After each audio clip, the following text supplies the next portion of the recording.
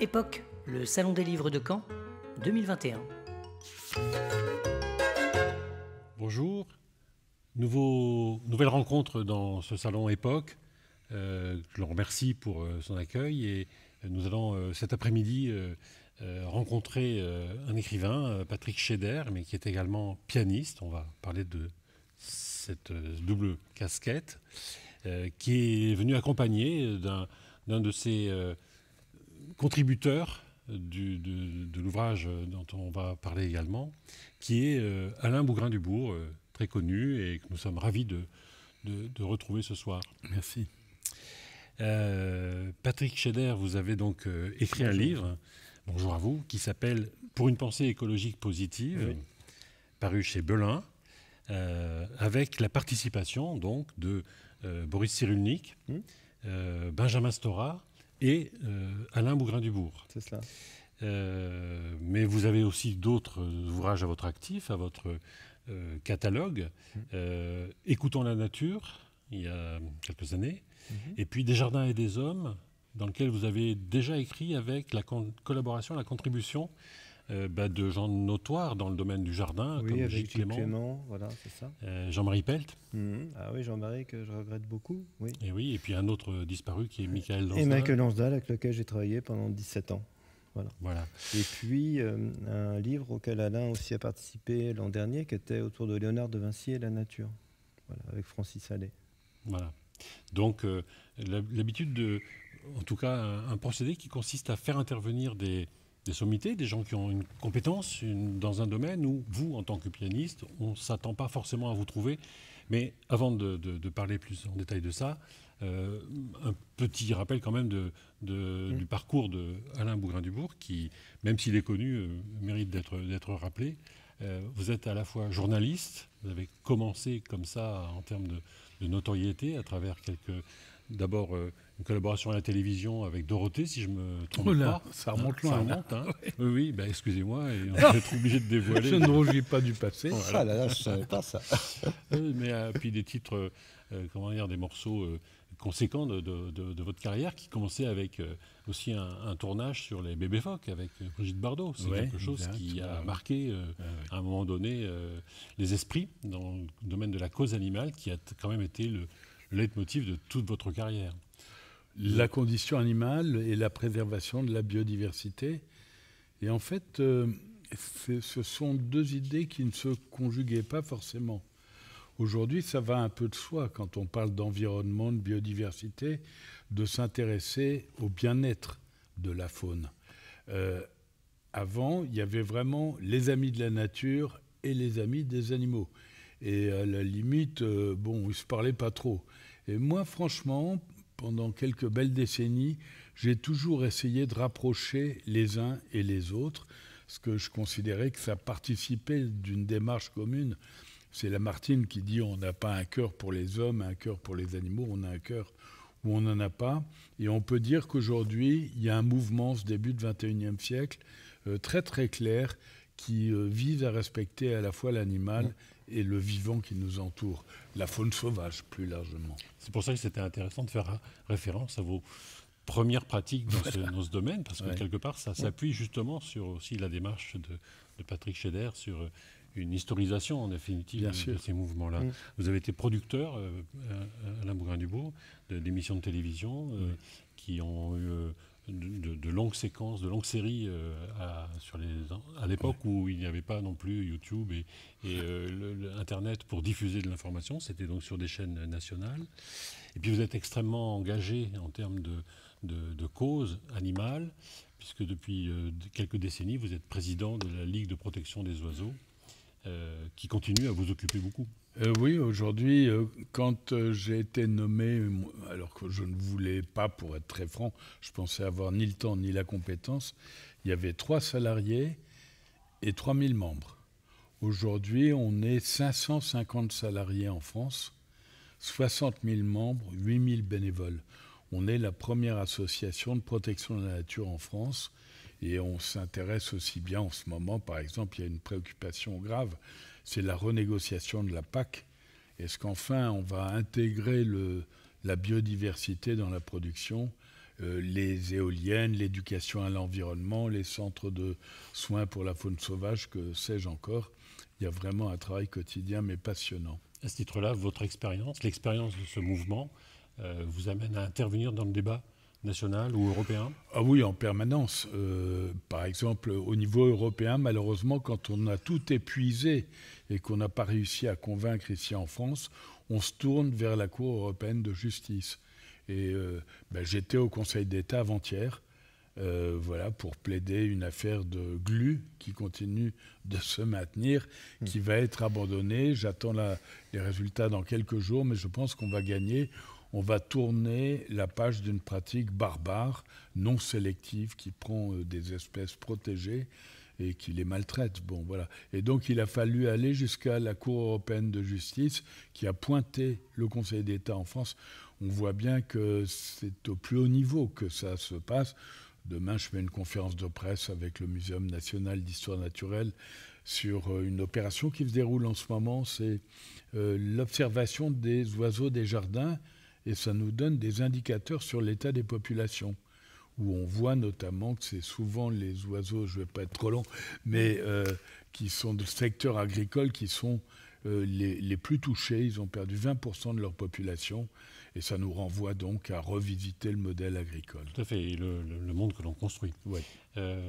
Patrick Scheder, vous avez donc écrit ce livre pour une pensée écologique positive, donc en situant le sujet autour de l'écologie, en questionnant le sujet de l'écologie. C'est l'histoire de l'écologie. Oui, c'est ça, c'est une notion d'histoire, parce que c'est pas histoire seulement, c'est pensée écologique, c'est-à-dire en quoi ça intervient dans nos systèmes de pensée, mais en quoi c'est intervenu aussi dans les élaborations des différentes cultures qui se sont succédées, puisque vous faites dans cet ouvrage un parcours historique, effectivement, c'est une sorte de fresque qui remonte à très loin. Voilà, de la préhistoire jusqu'à nos jours, sur la notion d'écologie avant que le mot n'existe, parce qu'il a été créé en 1866 par Haeckel.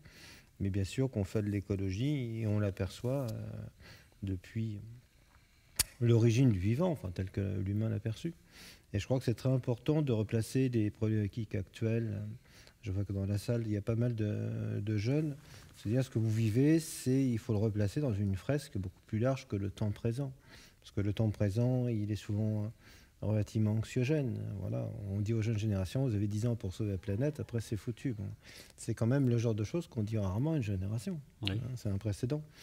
Mais je crois que justement, le fait qu'il y ait urgence n'empêche pas, et ne doit surtout pas empêcher, le fait de prendre de la hauteur sur le sujet, de sortir un peu des avenues de la pensée habituelle.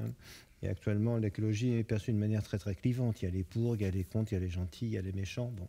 Et c'est peut-être un peu trop manichéen, cette histoire.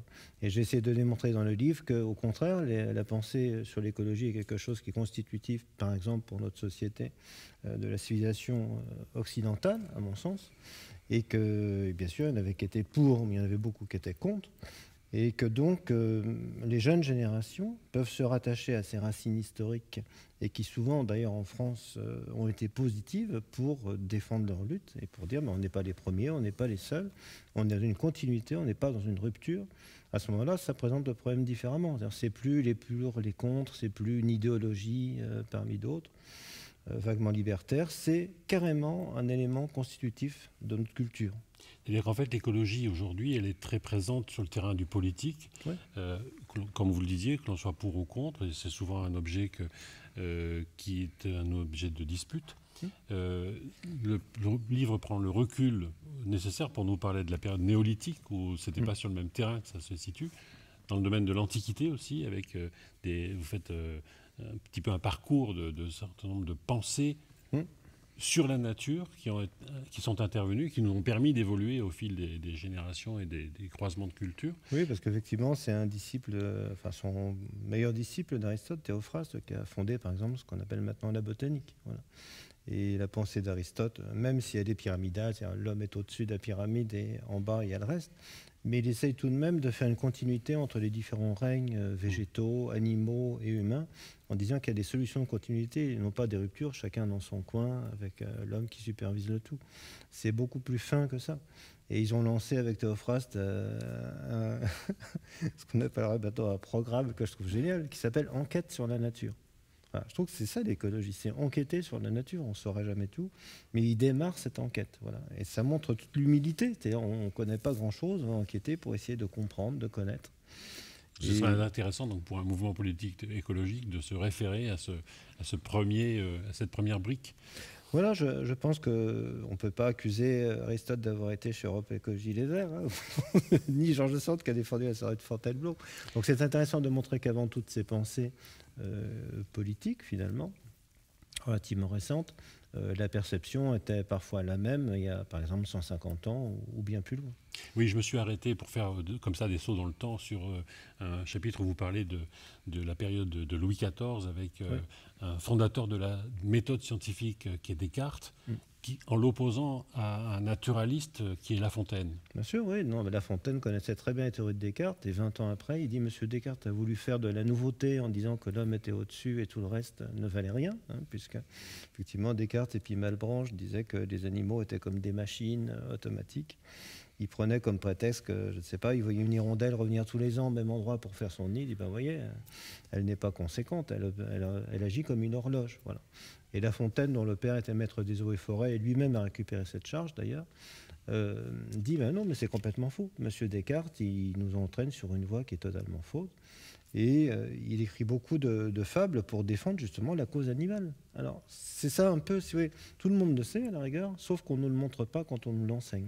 On parle de La Fontaine comme se servant des animaux pour illustrer les travers voilà, de la société humaine. Par le biais de la métaphore. Oui. Sans même penser qu'il aurait pu prendre autre chose que des animaux à la rigueur. Cela dit, vous avez cité une fable de La Fontaine où ce n'est pas un animal, mais la forêt et le bûcheron, que vous pourriez, non peut-être pas nous réciter, mais nous résumer rapidement. C'est ça, voilà. C'est un bûcheron qui arrive dans une forêt et puis il est en train de couper du bois pour se chauffer et puis sa cognée se brise. Alors il est désespéré, il dit comment j'arrive au bout de mon travail et il supplie la forêt en disant je t'en prie, prête-moi une branche pour que je remanche ma cognée et je te jure que je ne couperai pas plus que ce dont j'ai besoin.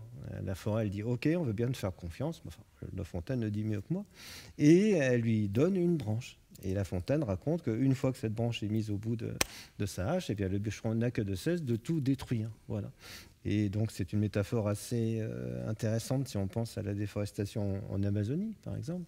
Et c'est aussi une critique justement de Louis XIV qui déforestait toutes les forêts autour de Versailles, notamment en Normandie, la forêt de Lyons a beaucoup souffert, enlevait des arbres qui avaient une vingtaine d'années, les transportait ce qu'on appelle en motte, chose qui ne se faisait jamais auparavant, dans des sortes de carrioles avec des roulettes pour les rouler jusqu'à Versailles. Et comme ces arbres étaient trop âgés pour être déplantés, les 2 tiers mouraient. Voilà. Donc La Fontaine, d'une manière très très claire, et en tant que connaisseur, et pas seulement en tant que poète, critique cette façon de faire qui détruit finalement la nature. Vous connaissez cette fable, Alain Bougrain-Dubois ? Oui, on la lit dans des spectacles en commun, et je l'ai découvert par Patrick. Et c'est vrai que La Fontaine est plein de... C'est l'écologiste. Hein, alors on a tendance, dans l'éducation, comme ça vient d'être dit, de le prendre comme un moraliste de la condition humaine, alors qu'en fait, il y a un double sens avec une présence extrêmement forte de la nature. Mais vous savez... Quand on prend un peu de recul, comme l'a fait Patrick, on voit qu'on s'est beaucoup... on est parti de travers. Je pense par exemple à Darwin. Bon, vous demandez le plus souvent, pour ceux qui connaissent Darwin, c'est quoi ? Ah, c'est la loi du plus fort. Mais pas du tout. Darwin évacue au contraire la loi du plus fort. Il considère que ce qui compte, ce qui a permis à la vie de s'épanouir depuis quelques 3 milliards d'années, à l'époque il ne le sait pas encore vraiment, c'est au contraire la communion des êtres capables ainsi de s'adapter. C'est l'adaptation et la communion. Ce n'est pas du tout la loi du plus fort. La loi du plus fort existe, mais elle est très insuffisante. Elle ne permet pas une espèce. Et ça, Darwin nous le dit. Communion dans le sens de collaboration. Oui, de collaboration, tout à fait. Et même, alors on voit aujourd'hui que, par exemple, certaines espèces disparaissent si leurs proies disparaissent.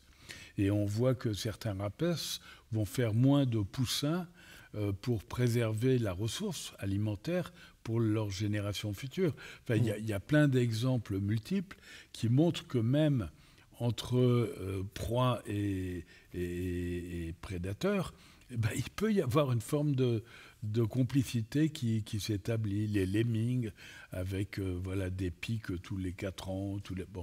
Et c'est intéressant de voir. Et autre chose qui est très claire dans nos rapports au reste du vivant, on a toujours considéré jusqu'à ces derniers jours, jusqu'à l'épanouissement de l'éthologie, l'étude du comportement animal, et notamment Konrad Lorenz, prix Nobel, on a toujours considéré qu'il y avait un fossé entre l'homme et l'animal.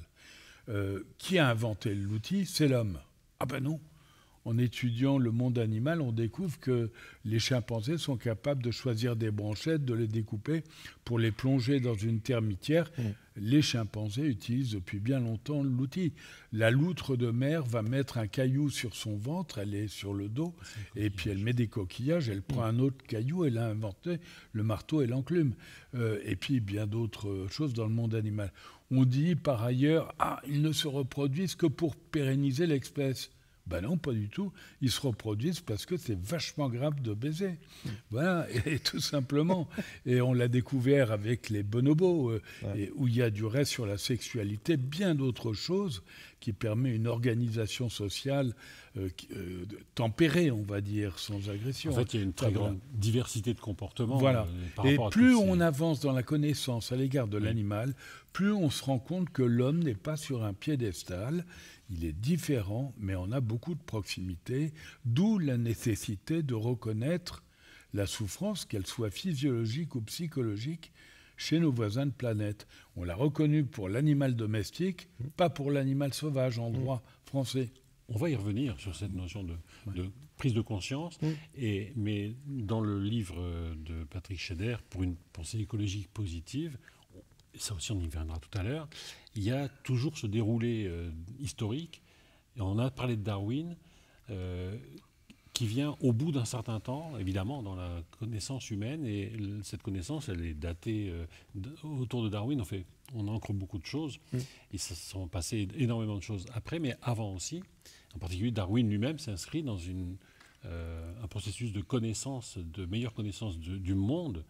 Il vient après les explorateurs austraux, qui sont allés en Australie notamment, dans les mers australes. Vous citez notamment Nicolas Baudin, qui a emmené un dessinateur havrais éminent qui est Alexandre Le Sueur, qui a un magnifique ouvrage au Muséum du Havre. Vous ne citez pas les Portugais qui ont beaucoup travaillé dans ce domaine-là quelques décennies avant, à travers notamment la diffusion de plantes et d'espèces végétales un peu partout dans le monde, mais vous auriez, faute de place bien sûr. Et après, tout un chapitre est consacré à une forme de critique de la philosophie. Vous citez moins de monde dans cette partie-là. Vous citez quelques philosophes dont vous n'êtes pas forcément tout à fait proche. J'ai compris, moi, que vous vouliez mettre en évidence que trop d'intellect, trop de distance trop de pensée par rapport à la nature, éloignait le sentiment qu'on pouvait en avoir et le respect qu'on doit à cet écosystème, à cette notion d'écosystème qui est apparue récemment, mais qui était déjà présente. Oui, peut-être que je critique par là un genre d'intellectualisme, dont je me sens pas proche. C'est vrai que j'adore Montaigne, par exemple.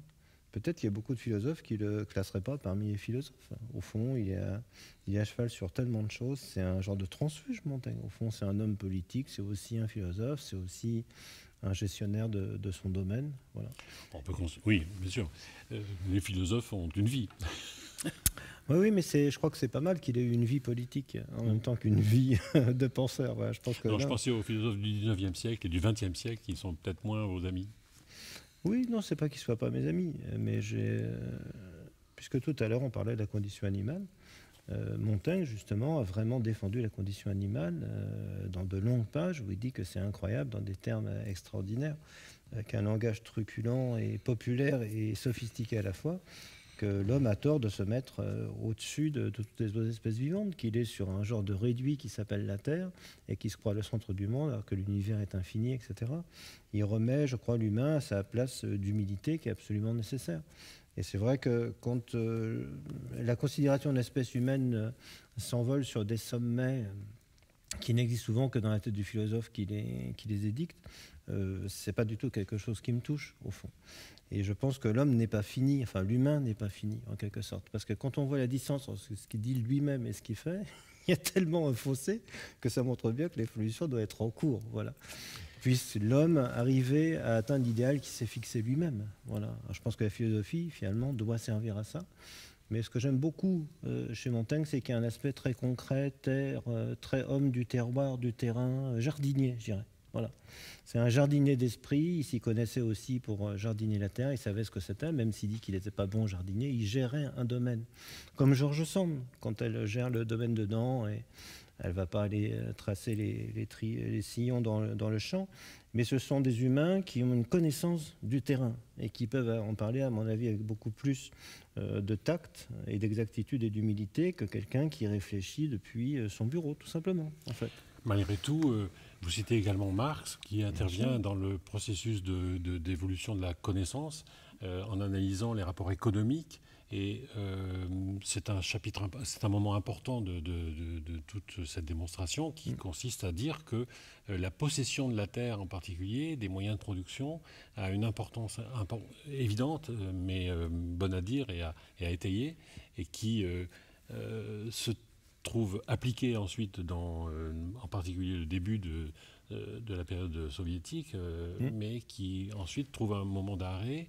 Et je voudrais que vous expliquiez si vous... En fait, Marx, qui est à Londres à ce moment-là... Parce que là, justement, on est typiquement dans quelqu'un qui est éloigné de la Terre. Malgré tout, il a eu une réflexion par rapport à ça. C'est ça, voilà. Dans les années 1850, il remarque que les Anglais, donc c'est une chose qui est assez peu connue, pour enrichir leur terrain, pour trouver de l'engrais, en fait, sont allés retourner les champs de bataille de Waterloo, etc., pour déterrer les ossements. Ils ont racheté des ossements qu'il y avait dans les catacombes en Sicile pour les réduire en poudre et enrichir leurs champs. Ouais. Et par ailleurs, aussi, ils envoyaient des bateaux, notamment au Pérou, pour prendre du guano, donc une déjection notamment de chauves-souris, pour enrichir le sol. Donc il dit, si on continue comme ça, on va piller justement les ressources qui sont là-bas. Et puis on aura beau concasser des os pendant des années, on n'arrivera jamais jusqu'au bout. Et donc il salue finalement les efforts de Justus von Liebig, qui lui est un chimiste, donc je crois que c'est 1845 ou 1846, et qui propose des engrais chimiques finalement. Oui. Voilà. Donc Marx dit c'est finalement, d'un côté, d'abord, les Anglais devraient récupérer leur propre déjection qu'on versait dans la Tamise carrément et engraisser leurs champs. Et par ailleurs, même avec ça, ça ne sera jamais suffisant. Donc, vive l'engrais chimique. Voilà. Alors après, il y a effectivement des marxistes comme Vernadsky qui disent, qui ont une sensibilité finalement à la nature. Bon, que peut-être Marx n'avait pas, parce que Marx voyait un peu le côté, excusez-moi, utilitaire, oui, voilà, c'est ça. Et puis il faut bien dire, les paysans n'étaient pas du tout les amis de Marx, voilà, parce que c'était des anti-prolétaires. Il disait il faudra prolétariser les paysans pour qu'ensuite ils fassent union avec les autres prolétaires, pour qu'on fasse un front uni, et là le grand soir arrivera. Voilà. Donc au fond, je crois que la considération du paysan, il l'avait pas du tout, en fait. Voilà. C'était un peu des gêneurs, les paysans, quelque part. Mais ça, donc, malgré tout, marqué... Le kolkhoz, voilà, c'est une industrialisation, justement, de l'agriculture. Voilà, et de la possession de la terre. Est-ce que c'est quelque chose à quoi vous avez réfléchi à Maugrain-Dubois dans votre parcours ? Je dois dire que Patrick éveille les consciences. Et c'est très intéressant à travers son ouvrage. J'ajoute, parce que j'ai tourné pas mal en Égypte, que les Anglais, par bateau entier, ont été ramener les momies égyptiennes de chats, de faucons et autres, les momies sacrées, pour servir d'engrais sur les terres. Alors, l'autre remarque que je fais, c'est que quand Marx dit, au fond, pour sauver la nature, il faut utiliser la chimie, Bon, on voit bien aujourd'hui qu'on est au bout de cette belle idée. Et on en a vu les effets terribles avec actuellement les néonicotinoïdes et bien d'autres produits chimiques comme le DDT, qui était meurtrier. Et une fois qu'on a considéré, il faut se rappeler du bouquin de Carlson aux États-Unis, Le Printemps silencieux, une fois qu'on a considéré qu'il ne fallait plus utiliser cette chimie-là, le DDT, on l'a quand même, tous nos stocks, on les a envoyés en Afrique, surtout pour ne pas perdre un sou sur cette potentielle exploitation. Et de la même façon... De quelle période, là ? Pardon ? Vous parlez de quelle époque ? On est dans les années 70, voilà, entre 50 et 70, voilà. Au lendemain de la guerre, par exemple, la grande idée, c'est quand même le remembrement. Personne ne mesurait l'idée de la protection de la nature à l'époque. C'était globalement... Alors, les premières associations véritablement engagées sont les ornithologues. Et les grands combats d'avant-guerre, même avant la Première Guerre, c'est la plumasserie.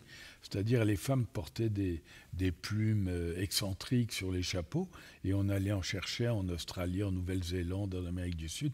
Et c'était un vrai carnage. Et c'était les premiers vrais combats qui ont mobilisé un peu des gens.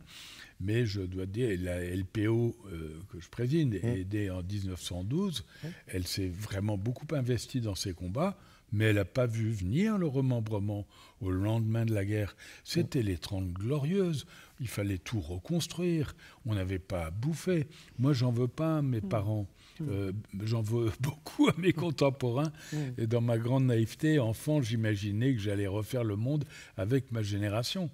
Que les erreurs relativement légitimes des parents, on les effacerait par un bon comportement contemporain. Et on voit bien que maintenant, les lobbying continue d'agir de façon terrible. Là, je me disais comment on fait. Je viens de lancer un contentieux contre Bayer, c'est le pot de terre contre le pot de fer, sur des usages de néonicotinoïdes qui continuent d'être vendus et distribués, alors que scientifiquement, on a avéré que ça détruisait des populations d'oiseaux inféodés au milieu agricole. Donc moi, je veux un coupable. Voilà. Après, ils feront ce qu'ils voudront. On a le même débat sur les abeilles. Même débat sur les abeilles, bien sûr. Mais c'est la première fois que, finalement, on fait un procès direct pour destruction d'espèces protégées. Et donc, on va voir. Quand il y a eu l'ERICA, 10 ans de procédure, 10 ans pour imposer le préjudice écologique, qui était, je le dis en toute modestie, qui était une idée de moi. Quand il y a eu cette affaire, je dis, mais au fond, on va indemniser le vivant commercial, c'est-à-dire le crustacé, le poisson, le manque à pêcher, tout ce qu'on commerce. Mais l'oiseau, le phoque, la tortue, on les méprise, ils restent. Et c'est comme ça qu'avec mon avocat, je lui ai dit, puisqu'on a été en procédure contre Total, il faut qu'on les revalorise. Et on a appelé ça le préjudice écologique, qui s'est étendu ensuite au milieu naturel, qui a été repris par les collectivités. Mais je vous assure qu'au début, on parle de philosophie avec Patrick Scheder. Au début, j'ai des potes à moi qui me disaient « Alain, pas question de t'accompagner dans la démarche. » Mais pourquoi ? Mais parce qu'on ne donne pas de prix aux vivants. Tu vas monétariser la tortue, l'oiseau et le phoque. Or, il ne faut pas donner de prix à la nature. Sinon, les plus riches l'achèteront et pourront s'exonérer de tous les comportements du moment qu'ils ont... Alors oui, tout ça est vrai. Et en même temps, moi j'aime bien qu'on avance. Eh bien, on a été jusqu'en cassation. Et aujourd'hui, j'ai une certaine fierté à constater que le préjudice écologique est dans nos textes de loi fondamentaux. Le pot de terre contre le pot de fer. Oui. Le pot de fer, ça signifie qu'effectivement, c'est une majorité de décideurs qui sont non, c'est une minorité active. C'est une minorité riche, disons les mots. Moi, j'ai la chance de très bien vivre. Je ne vais pas me plaindre. J'ai fait d'abord tout ce que j'aimais dans la vie et j'ai correctement gagné ma vie. Donc, j'en veux pas aux riches et je suis pas... Mais c'est une minorité. Quand vous regardez l'agriculture actuellement, tout le budget PAC, ça va aux plus gros céréaliers. Et ça laisse sur le bord du chemin les petits paysans qui se suicident dans leurs granges. voilà, qui sont délaissés. Et c'est honteux ce qui se passe. Et donc, voilà, c'est toujours le pouvoir des plus puissants qui ne sont pas les plus nombreux. Regardez sur la planète, les riches sont les moins nombreux par rapport au reste du monde. Nous sommes tous plus ou moins équipés d'une voiture. Bien sûr. Nous participons de la richesse de ces...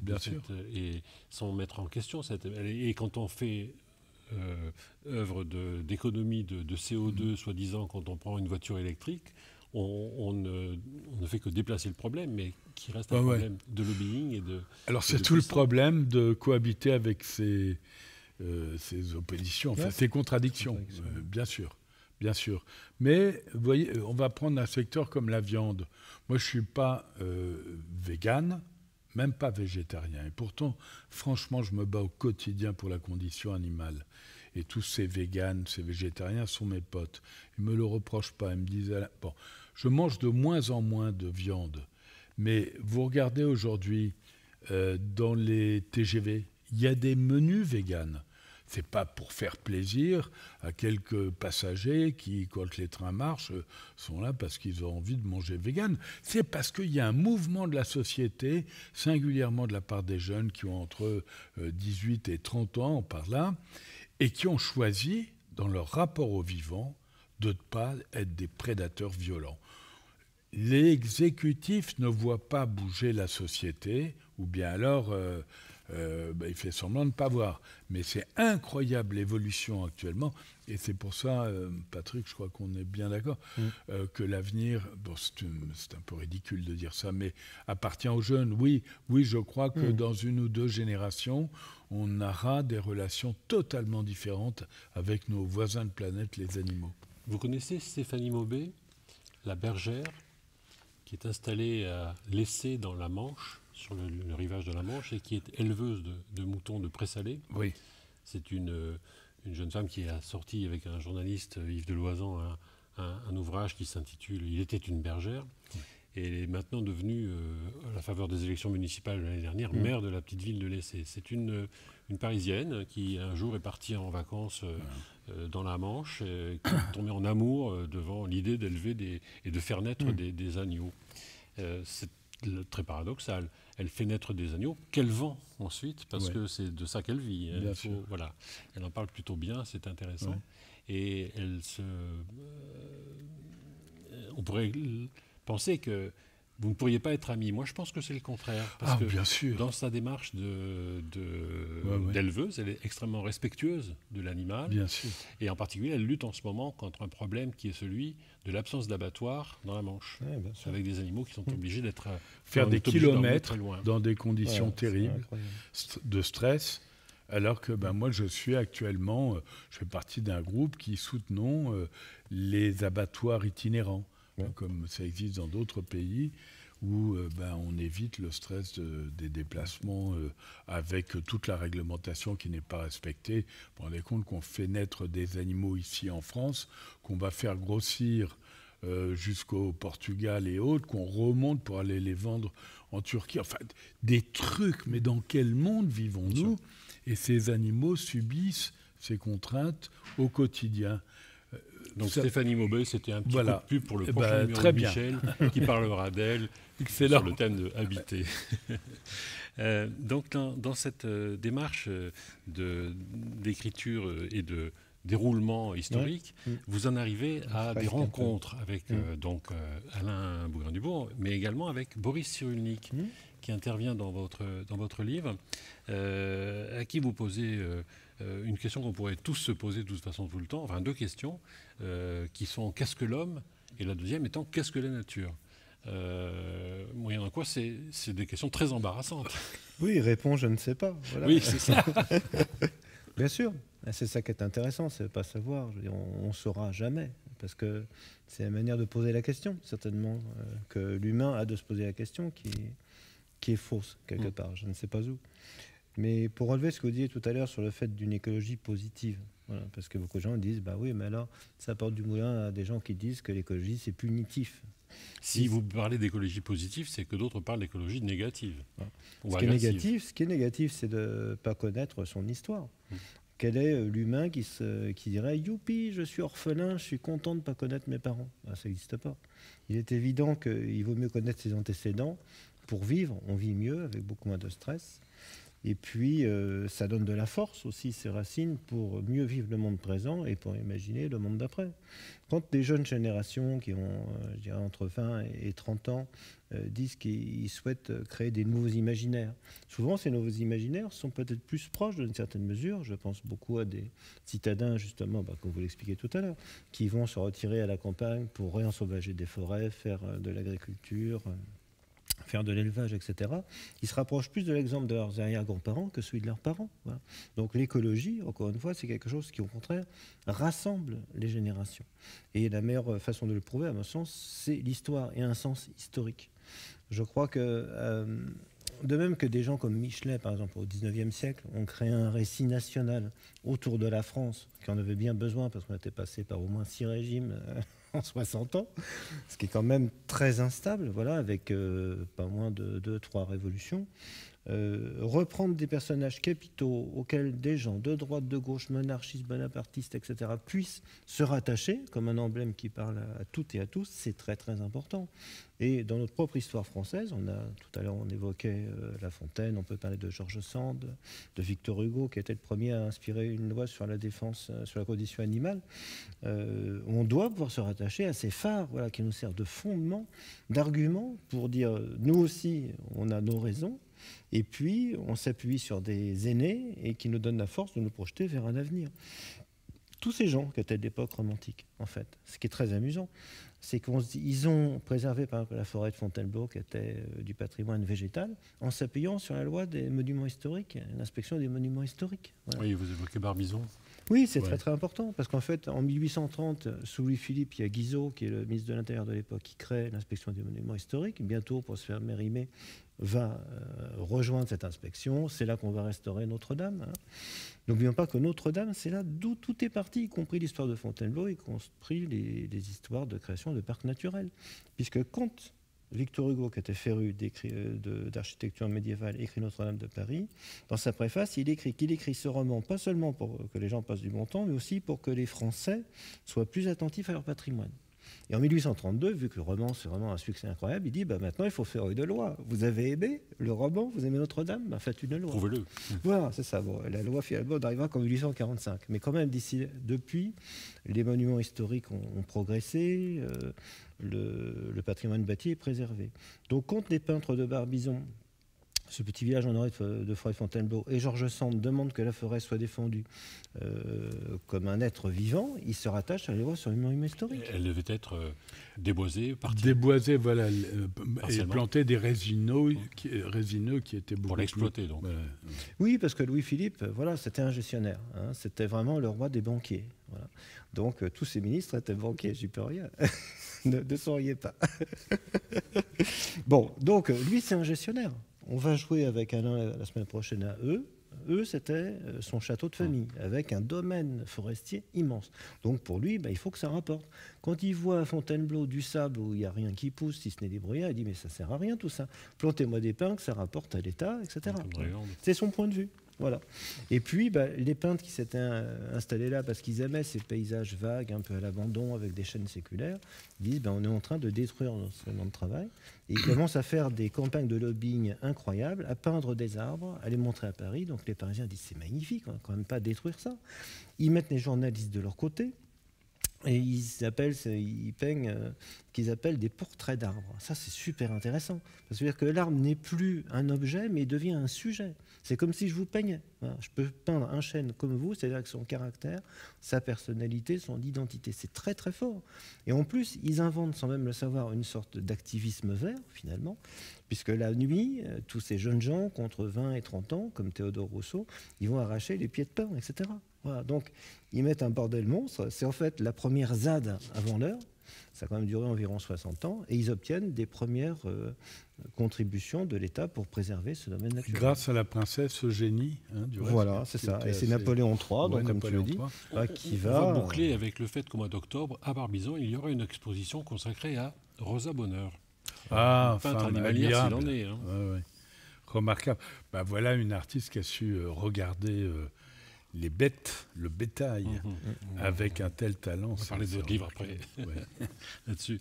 Alors donc, malgré tout, mais pas complètement répondu sur la présence de Boris Cyrulnik dans votre livre. Ah bah Boris, c'est un ami, oui, depuis maintenant une dizaine d'années. Voilà. J'aime beaucoup sa sagesse. En fait, je trouve que dans ce domaine de l'écologie, puisqu'on est pressé par le temps et par l'urgence, et c'est vrai, c'est justement là qu'il faut acquérir une certaine sagesse.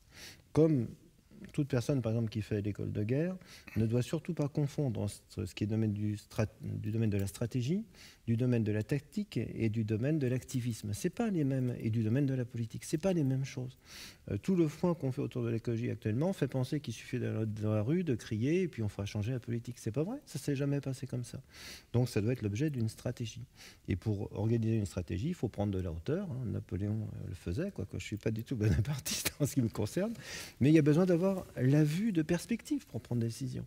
Ne connaissant que le présent, et puis imaginant un futur qui est extrêmement douteux, comment organiser une stratégie? Il faut la profondeur de champ, c'est-à-dire une vision en 3D, passé, présent, avenir de l'écologie, et pas une vision en 1D, en une dimension, qui serait celle de la seule actualité.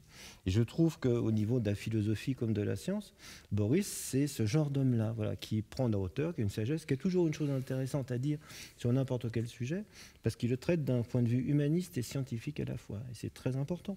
Alors, il n'est pas du tout référencé justement comme étant un philosophe. Voilà, tous les philosophes disent c'est génial. Ni comme un écologiste. Non, mais c'est ça qui est intéressant. Et je veux dire, la plupart des femmes ou des hommes qui ont influencé sur notre société, ils n'étaient pas du tout ministres, ils n'étaient pas istes de quoi que ce soit. Georges Sand, elle défend la condition féminine, elle n'a jamais été ministre. Autre contributeur de votre livre, Benjamin Stora, qu'on est surpris de trouver sur ce terrain-là, et avec qui vous échangez autour de l'histoire de l'Algérie coloniale et de comment elle a évolué aujourd'hui. Est-ce que vous pourriez rapidement nous raconter cette partie? Oui, parce que moi je suis sensible à l'Algérie. J'ai beaucoup travaillé avec Michael Lonsdal, dont les parents, enfin sa mère en tout cas, était fille de colons algériens depuis Napoléon III, justement. Donc j'en ai entendu parler. On a fait une très longue tournée avec Michael il y a 2 ans en Algérie sur une quinzaine de jours. J'y vais régulièrement. Et j'ai eu beaucoup honte, finalement, en tant que Français, que ce soit les Algériens qui m'apprennent mon histoire sur cette histoire de colonisation, alors qu'on aurait quand même pu me l'apprendre au lycée. J'aurais été content, quoi. Voilà. C'est une histoire de spoliation c'est une vraie honte que j'ai eue, et de colère. Voilà, je gis beaucoup par la colère là, à ce niveau-là. Et qui joue aussi sur la transformation, non seulement du mode de vie, mais aussi de la végétation, puisque la vigne prend une part importante pendant cette colonisation, et donc forcément sur l'écosystème. Les parents, enfin les arrière-grands-parents de Michael Lonsdal avaient, à 11 km du centre d'Alger, à peu près 200 hectares de vignobles. Non, voilà, il y avait de ça. On est allé dans le château de la famille, etc. C'était très intéressant. Et donc j'ai pris finalement l'Algérie comme une métaphore en disant finalement la colonisation, elle existe à l'extérieur, mais aussi, elle existe aussi à l'intérieur. C'est-à-dire que les Français sont allés coloniser l'Algérie. Justement, on revient à Charles X et puis tout de suite après Louis-Philippe, qui est un grand promoteur de ça, pour prendre de la terre. C'est pas votre copain Louis-Philippe. Voilà. Mais non, au contraire, j'aime beaucoup. Non, c'est pas parce que je critique qu'il a apporté aussi beaucoup de choses. Voilà. Mais là-dessus, bon, les choses sont ce qu'elles sont. Il faut le reconnaître. Et donc, on a pris la terre des gens, on les a mis sous séquestre, en quelque sorte, on les a déculturés de leur propre culture. Mais quand Alain parlait tout à l'heure du démembrement, moi, mes parents, quand ils ont acheté une petite ferme en Vendée dans les années 70, je me souviens très bien de ces gros tas de remembrements qu'il y avait, parce que je sais que c'était un pays bocager à l'origine. Et puis après, j'ai vu les mêmes paysans replanter les haies, parce qu'on leur donnait de l'argent pour replanter.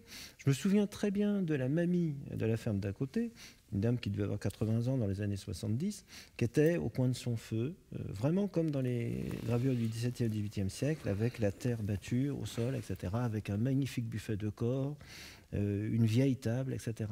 2 mois après, je reviens, il y avait toujours la mamie qui était toute triste, et on lui avait enlevé son buffet, on a mis un truc en formica à la place. Voilà. Donc on lui a pris sa culture aussi. Voilà. Et ça, c'est très important. C'est le même mouvement, en fait. La colonisation, c'est pas qu'à l'extérieur, c'est à l'intérieur. On a colonisé nos propres paysans pour en faire ce qu'on voulait en les instrumentalisant. Les uns, ceux qui étaient colonisés, on leur était dépendants par la force de la loi et la force armée.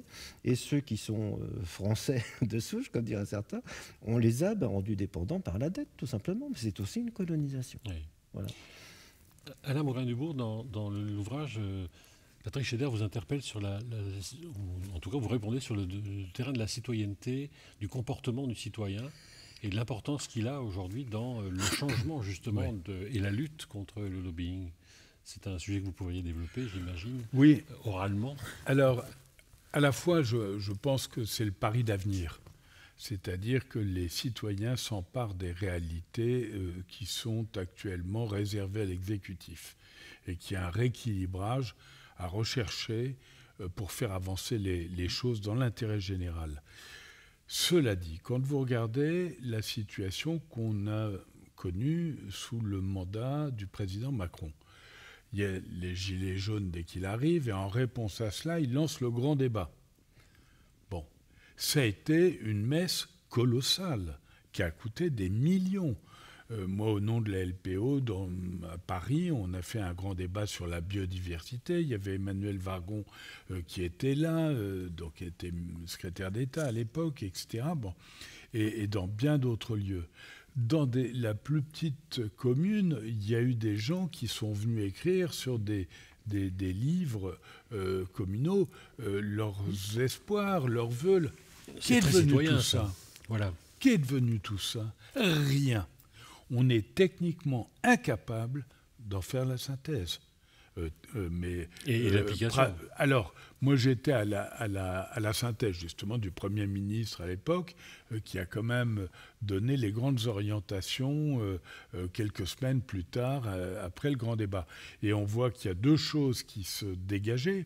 C'est la question écologique, environnementale, et l'urgence, la notion d'urgence. Il y avait le chômage, il y avait plein d'autres choses, mais c'était vraiment... Mais c'était au doigt mouillé, je suis désolé de le dire. Et après ce que je considère être un échec, parce qu'il y avait une démarche démocratique formidable dont on n'a pas tiré les leçons, me semble-t-il, eh bien la patate chaude, ça va être de créer la Convention citoyenne avec 150 citoyens tirés au sort. J'étais au Conseil économique, social et environnemental qui a accueilli ces gens qui ont fait preuve d'un engagement admirable. Et là encore, j'ai espéré que ça réussirait. Mais c'est honteux. On va former des gens pour qu'ils nous expliquent comment réduire de 40% les gaz à effet de serre d'ici 2030. Non mais attends, de qui se moque-t-on ?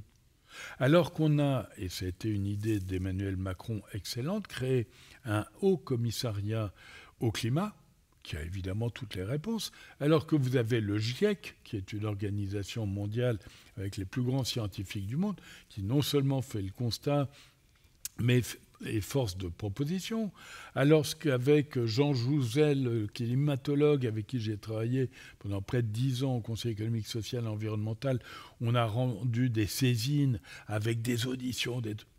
En clair, on avait tout. Et hop, on crée une nouvelle structure, on demande à 150 personnes de nous dire ce qu'il va en être. Et qu'est-ce qu'on fait de leur travail, au passage remarquable ? Eh ben, on le mouline. Contrairement à ce qui avait été dit, je suis désolé. Oui, bien sûr. Au nom du droit, au nom de la capacité des chambres à le pouvoir... L'actualité qui échappe au livre, parce qu'il a été écrit l'année dernière, c'est que, entre-temps, les mesurettes, en l'occurrence, sont apparues, et tout ce travail est lui-même élagué. Et on est dans le jeu de la patate chaude, c'est-à-dire que c'est pas facile de gouverner. J'ai bien conscience. Il faut du courage et de la détermination, et on n'est pas forcément élu pour faire de la peine aux citoyens. Mais est-ce qu'on est en train de planter l'arbre de l'avenir, ou est-ce qu'on arrose, on tente d'arroser alors qu'il n'y a plus d'eau dans la cour, quoi. Voilà. C'est ça la démarche. Pour ça que je suis assez critique. Moi, je pense qu'un élu, il doit prendre ses responsabilités. Il doit faire preuve de courage. Et si chacun des élus s'engage, mon papa était député. Je suis né dans cet univers. Donc j'ai beaucoup de respect pour les élus. Je ne fais pas de Assemblée nationale ou Sénat primaire, etc., pas plus que l'exécutif.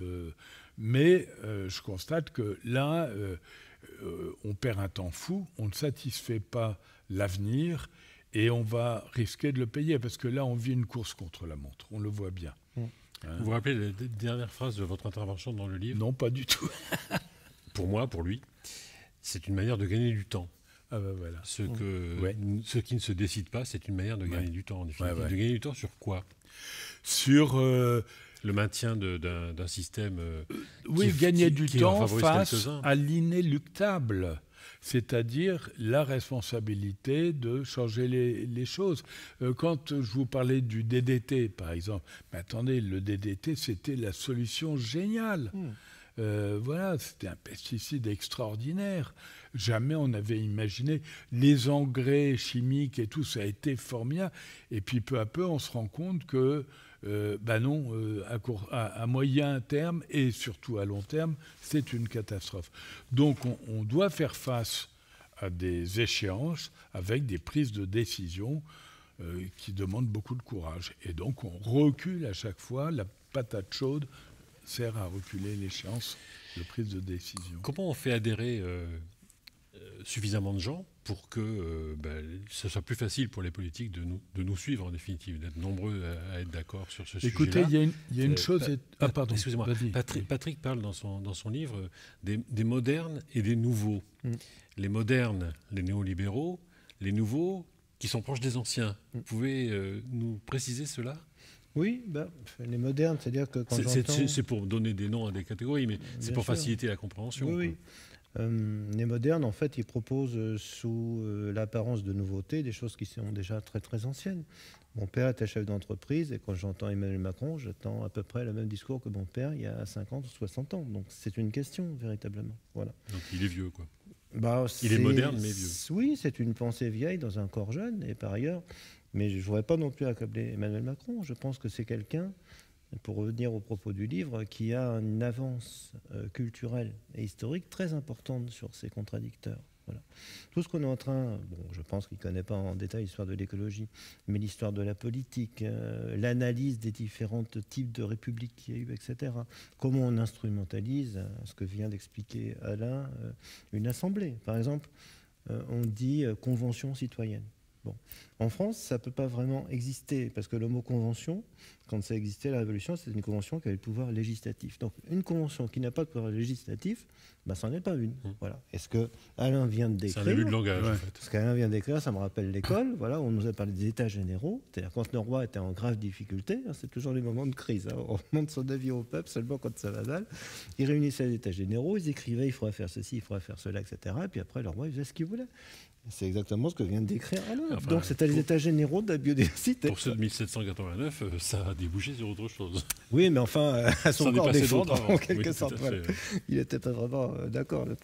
Tandis que les nouveaux... C'est une instrumentalisation, je pense. Voilà. Mais il ne faut pas critiquer quelqu'un si on n'est pas à son niveau. Voilà. Je pense qu'il y a aussi quelque chose à reprocher. Moi, je trouvais l'initiateur de la Convention citoyenne, qui est Cyril Dion, d'avoir fait croire que ça pouvait marcher, puisque ça ne pouvait pas marcher. Alors, à quoi bon engager, parce que c'est les jeunes générations surtout qui ont cru à ça, dans une bataille où on dit, allez, en faisant pression, on va y arriver, pour que ça, on n'y arrive pas, mais on savait dès le départ qu'on n'y arriverait pas. Voilà. Ou alors... Je ne suis pas sûr qu'ils savaient. Je crois qu'il y avait un secret espoir. Ouais, mais bon. C'est vrai que les 150 personnes de la Convention citoyenne, ils ont été tirés au sort avec l'idée qu'ils allaient représenter la diversité de la société française, ce qui était sans doute vrai, mais en même temps, sans avoir justement les compétences et les sensibilités et les connaissances pour... Alors, ça a dû être passionnant comme expérience pour eux. Mais... Oui, passionnant, très éprouvant aussi, parce que je crois qu'ils ont pris leur rôle, et c'est tout à leur honneur, très au sérieux. Et peu à peu, du reste, on les voit un peu curieux au début du mécanisme, des questions posées sur la question climatique. En fait, des rencontres, Nicolas Hulot et tout, il y a eu beaucoup d'auditions, le patronat, le MEDEF et bien d'autres. Et puis, peu à peu, la majorité d'entre eux, me semble-t-il, sont devenus assez écolos. C'est-à-dire que ces Français à qui on dit pendant quelques mois ça durait plus longtemps que prévu à cause de la Covid, etc., mais à qui on dit réfléchissez à la question climatique, ils auraient pu considérer que on avait besoin, par exemple, tous pour le nucléaire. C'était une façon de... Et qu'est-ce qu'on fait avec les énergies renouvelables et tout ça ? Non. L'essentiel de ces gens sont devenus assez environnementaliste. Et donc, si ça reflète la réalité de notre société, ça a peut-être ce mérite au moins, même si ça n'a pas fait avancer les choses comme espéré. Et du reste, ils ont tous été extrêmement déçus. Ils ont sanctionné assez gravement l'exécutif sur cette affaire. Projet de loi, oui. Ouais. Et donc, mais ça nous renvoie à ce que j'évoquais tout à l'heure, l'inéluctable échéance de la responsabilité à prendre. Voilà, par n'importe quelle entrée que vous preniez, on en arrive là. Courage et détermination.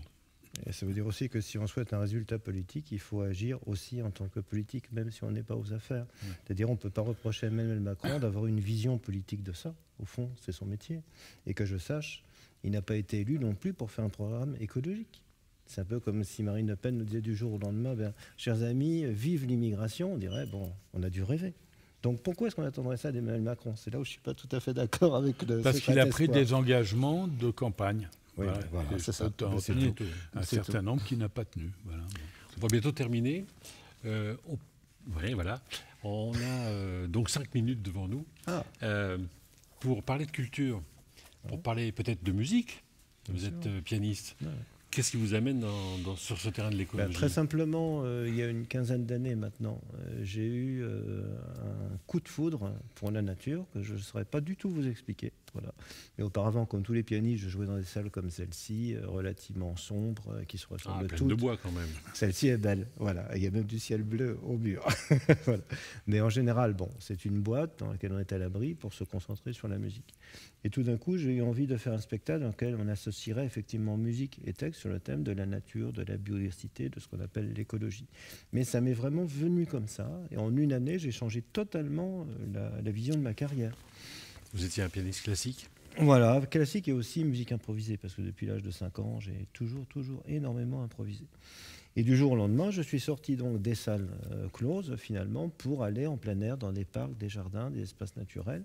Et j'ai fait une recherche dans 2 textes, voilà, et Alain y participe à dire ces textes, à y réfléchir avec moi sur l'écologie et son histoire. Et là, j'ai découvert un tas de textes dont je n'entendais pas forcément les écologistes parler. Et ça m'a beaucoup interpellé. Voilà. Et je me suis rendu compte que les grands classiques, on évoquait tout à l'heure La Fontaine, mais on peut parler de Jean-Jacques Rousseau aussi, qui est extrêmement important dans cette histoire. On ne les montre que d'une façon, mais pas de la façon. Ils ont un côté vert qu'on a éludé parce que ça n'arrangeait pas le discours ambiant de la société. Voilà. Alors les gens sont ravis parce qu'ils découvrent que Vinci il était végétarien, qu'il était écolo avant l'heure, Georges Sand aussi, La Fontaine pareil. Enfin, voilà, on peut multiplier les exemples. En tout cas, vous donnez des éclairages sur ces... Voilà, et du coup, l'art permet de faire passer aussi d'une manière agréable finalement des messages, parce que tout à l'heure nous évoquions le rapport du GIEC. Bon, tout le monde n'a pas le courage d'aller jusqu'au bout, de le lire, etc. On peut peut-être faire passer le rapport du GIEC d'une manière agréable par la sensibilité, car je crois que la seule science et la seule technique ne suffisent pas à convaincre. La raison ne sera pas suffisante dans cette histoire-là, sinon il faudra la forcer. Si on touche le cœur des gens, ça accroît d'une certaine mesure l'intelligence de ce propos-là, et ça c'est très très important. Et les artistes là-dessus ont vraiment joué leur partition. Tout à l'heure on parlait de Georges Sand, qui était finalement une littéraire qui écrit le premier texte écologique en France en 1872. Ce n'étaient pas des scientifiques qui l'ont écrit, c'est elle, en s'inspirant de ce que disaient les scientifiques. Et tout à l'heure, on parlait de Jean-Jacques Rousseau, qui d'un côté est capable d'écrire des choses sur le contrat social, et d'autre côté, c'est quand même lui qui a inspiré aux Français une nouvelle perception de la nature sensible. La nature devenait une amie. Si c'est pas ça, être écolo, quelque part, à mon avis, c'est bien ça. Et les premiers révolutionnaires étaient totalement conscients de ça. C'est Robespierre qui a institué la première fête de la nature. Voilà. Donc la nature faisait partie finalement du projet républicain dès l'origine. Voilà. Donc je crois que ça, par rapport à notre histoire, parce qu'il y a l'histoire mondiale, puis il y a notre histoire propre, et on n'enfoncera pas un coin dans l'histoire. Vous êtes en train de préparer l'histoire de France de la nature, là. Mais peut-être qu'il faut le faire, je crois qu'il faut le faire. En fait, il faut, pour motiver les gens, faire un récit national et international de l'écologie. Pour qu'ils se l'approprient. Mais bien sûr, ils ont besoin d'outils. On a beaucoup de mal à vivre le présent dans l'anxiété si on a l'impression d'être démuni. C'est horrible. Alors qu'il n'y a aucune raison de l'être. Donc c'était un peu l'esprit de ce livre. Et aussi d'encourager les jeunes générations, c'est vraiment à eux que je pense, à se saisir de ces outils pour les interpréter, pour rêver, pour imaginer, pour créer la société de demain. Car comment vouloir que la société évolue sans l'imaginer ? Une société sans imaginaire, c'est une société qui ne se régénérera pas, c'est tout. Mais on ne voudrait pas de dire qu'Alain Bougrain-Dubourg va beaucoup plus loin que vous, puisqu'il donne la parole, lui, aux animaux. Allez, c'est parti. Alors, Là, j'ai un livre qui s'appelle Lettres des animaux à ceux qui les prennent pour des bêtes. Et il a 3 auteurs, parce que en fait, Bougrain-Dubourg est au milieu de ce trio. Mais en fait, il s'agit d'une bande dessinée conçue par Brémaud et dessinée par Rigano, à partir de votre livre. Voilà, où c'est l'ortolan qui s'adresse au braconnier, le cochon à l'éleveur, le taureau au torero. Voilà, c'est tous les animaux qui plaident leur cause. J'ai tant plaidé à leur nom que je me suis dit, et si je leur donnais la parole, ça marcherait peut-être mieux, même si je fais gaffe à l'anthropomorphisme, parce que là encore, c'est prêter des sentiments humains aux animaux, c'est encore autre chose, et on peut tomber dans ce travers, mais bon, ça a bien marché, ça va même être traduit pour être diffusé aux États-Unis, figurez-vous, donc alors je suis pas peu fier. Oui. Le prochain concert avec cette période de Covid? Tout de suite, là, c'est samedi prochain au Château 2, justement, le domaine de Louis-Philippe, avec Alain. En Normandie. Voilà, en Normandie, tout à fait, en Seine-Maritime.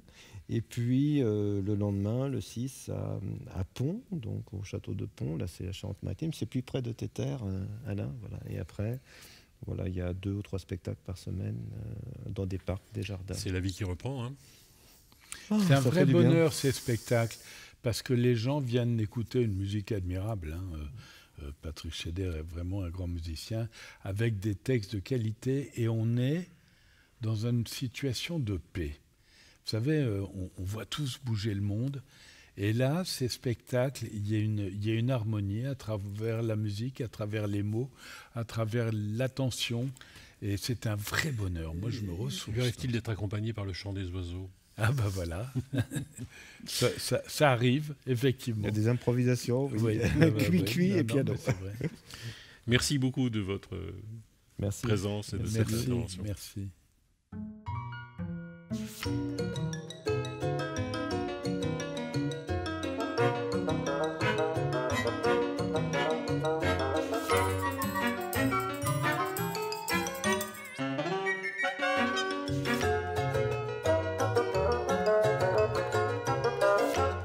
Époque, le Salon des livres de Caen, 2021.